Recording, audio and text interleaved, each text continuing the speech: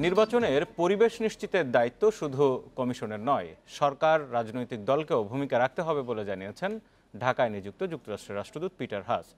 সকালে রাজধানীর গুলশানে মিট দ্য অ্যাম্বাসেডর অনুষ্ঠানে এই কথা জানান তিনি। পিটার হাস বলেন, যুক্তরাষ্ট্র কোনো একটি দলকে সমর্থন করে না, তবে মার্কিন সরকার বাংলাদেশের সুষ্ঠু অংশগ্রহণমূলক নির্বাচন চায়। পরে মানবাধিকার প্রসঙ্গে বলেন, বিচার বহির্ভূত হত্যা ও গুম নিয়ে দীর্ঘদিন ধরে যুক্তরাষ্ট্র উদ্বেগ জানালেও বিষয়গুলোর আশানুরূপ উন্নতি করতে পারেনি বাংলাদেশ। র্যাবের উপর মার্কিন নিষেধাজ্ঞা কোনো একক ব্যক্তিকে শাস্তি দেওয়ার জন্য নয়। এই নিষেধাজ্ঞার বিষয়ে যুক্তরাষ্ট্র তখনই পুনর্বিবেচনা করবে যখন বাংলাদেশ এই বাহিনীকে সংস্কার করবে।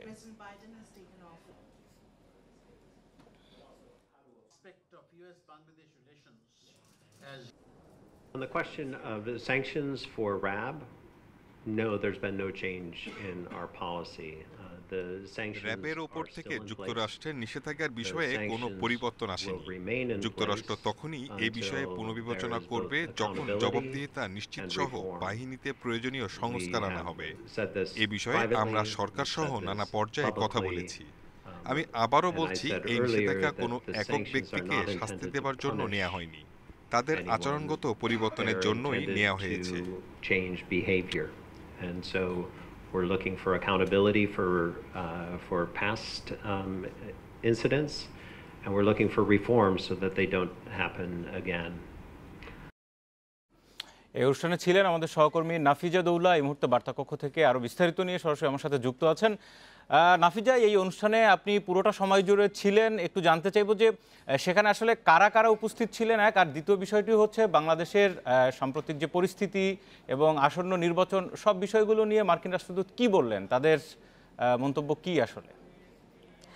এই প্রোগ্রামটি আসলে যদি আমি একটু খোলামেলাভাবেই বলতে চাচ্ছি যে এই অনুষ্ঠানটি প্রথমে যেভাবে টাইটেল দেওয়া হয়েছে মিট দ্য অ্যাম্বাসেডর, কিন্তু আমরা এক পর্যায়ে দেখতে পাচ্ছিলাম যে এখানে বিরোধী দলের যারা বিএনপি সহ অন্যান্য তাদের মতাদর্শের যারা রাজনৈতিক দল আছে বিএনপি শরিকের সাথে, সেই শরিক দলের নেতারা এখানে অংশ নিয়েছেন। একইভাবে এই মতাদর্শের সাথে যারা সম্পৃক্ত সেই ধরনের বিশেষজ্ঞরাও এই অনুষ্ঠানে অংশ নিয়েছেন এবং এক পর্যায়ে এই অনুষ্ঠানটি একটি নালিশ কেন্দ্র হয়ে গেছিল বলে আমার কাছে মনে হচ্ছিল, যে তারা ব্যক্তিগত ওপিনিয়ন বা তাদের যে মতাদর্শ আছে সেই বিষয়ে তারা অভিযোগ করছিলেন যে বাংলাদেশের উচিত কিনা ইন্দো প্যাসিফিক স্টাডিজে কৌশলে অংশ নেওয়া। একই সাথে বলছে যে নির্বাচনকে সামনে রেখে বিভিন্ন ধরনের সহিংসতা হচ্ছে, সেই ক্ষেত্রে যুক্তরাষ্ট্রের করার কি আছে, নির্বাচন পরিবেশ সুষ্ঠু করার জন্য যুক্তরাষ্ট্রের করণীয় আছে, সেখানে তারা কেন পদক্ষেপ নিচ্ছে না। তবে আমি বলতে চাবো যে এই ক্ষেত্রে যুক্তরাষ্ট্রের যিনি রাষ্ট্রদূত আছেন তিনি কিন্তু খুব কৌশলগতভাবেই উত্তর দিয়েছেন এবং যথাযথই উত্তর দিয়েছেন যে এখানে যুক্তরাষ্ট্রের করার কিছু নেই, বাংলাদেশ একটি স্বাধীন দেশ, এখানে নির্বাচন কমিশন এককভাবে এই নির্বাচনের যে সুষ্ঠু পরিবেশ আছে সেটি নিশ্চিত করতে পারবে না, সেই ক্ষেত্রে সরকার, রাজনৈতিক দল এবং গণমাধ্যমেরও ভূমিকা আছে বলে তিনি তুলে ধরেছেন। আর যে বিষয়টি আছে, একই সাথে বিভিন্ন প্রশ্ন আসছিল, গুম নিয়ে আসছে এবং গুম নিয়ে এসেছে এবং আমরা দেখতে পাচ্ছিলাম র্যাবের নিষেধাজ্ঞার উপরে এসেছে। আপনি জানেন যে আজকে সাবেকই বলতে হবে, তিনি আজকে আইজিপি বেনজির আহমেদ তিনি বিদায়ী বক্তব্য রেখেছেন, অবসরে গেছেন, প্রজ্ঞাপন জারি হয়েছে। তো তার ব্যাপারে যুক্তরাষ্ট্রের কিন্তু একটি নিষেধাজ্ঞা যেটি আছে 6 ব্যক্তি সহ বাহিনীর উপরে, সেখানে কিন্তু বেনজির আহমেদও আছে। তো বলা হচ্ছিল তিনি যেহেতু অবসরে চলে গেছেন, তার ক্ষেত্রে এই নিষেধাজ্ঞার বিষয় নমনীয় হবে কিনা যুক্তরাষ্ট্র। সেই ক্ষেত্রে পিটার হাস যেটি বলছিলেন যে এটি কোনো একক ব্যক্তিকে শাস্তি দেওয়ার জন্য এই নিষেধাজ্ঞা জারি করা হয়নি, মূলত বাংলাদেশের মানবাধিকার পরিস্থিতি বা মানবাধিকার বিষয়গুলো নিয়ে আইনশৃঙ্খলা বাহিনীর মধ্যে একটি আচরণগত পরিবর্তনের জন্য বা প্রশিক্ষণের জন্য যুক্তরাষ্ট্র কোটি কোটি টাকা খরচ করে আসছে প্রশিক্ষণের জন্য, সেই বিষয়টি নিশ্চিত করার জন্যই, বাংলাদেশের মানবাধিকার নিশ্চিত করার জন্যই তারা এই র্যাবের উপর নিষেধাজ্ঞা দিয়েছে এবং সেই নিষেধাজ্ঞা তখনই তারা প্রত্যাহার করবে। আরেকটি বিষয় সেটি হচ্ছে যে তিনি বলেছেন যে নির্বাচনের পরিবেশ নিয়ে কথা বলেছেন, যে এটি সুষ্ঠু নির্বাচন শুধু কমিশনের একার দায়িত্ব নয়, সব রাজনৈতিক দল এবং সরকারকেও এগিয়ে আসার কথা বলেছেন। আপনি বলছিলেন যে সেখানে অনেক বিরোধী দলের অনেকেই ছিলেন, অনেকটা কি তাদেরকে উদ্দেশ্য করে বলেছেন কিনা? তাদেরকে উদ্দেশ্য করে বলা চলে না। আপনি জানেন যে গত কয়েকদিন ধরে আমরা দেখছিলাম যুক্তরাষ্ট্রের যিনি রাষ্ট্রদূত আছেন তিনি বিভিন্ন অনুষ্ঠানে অংশ নিচ্ছেন।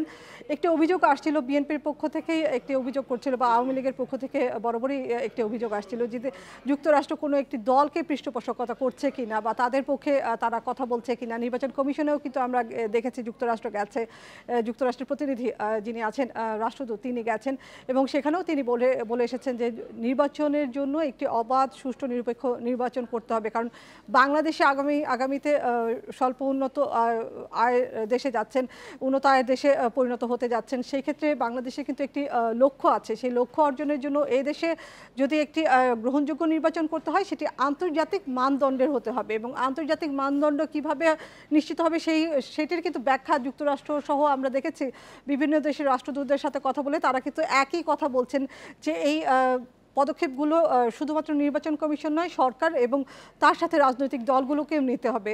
তিনি বলছিলেন কোনো দেশেই নির্বাচনের পরিবেশ ততক্ষণ পর্যন্ত না সুষ্ঠু হবে যতক্ষণ পর্যন্ত না সেখানে লেভেল প্লেয়িং ফিল্ড নিশ্চিত করতে হবে, সব রাজনৈতিক দল তার কর্মসূচি করতে হবে, সেই বিষয়টি নিশ্চিত করতে হবে।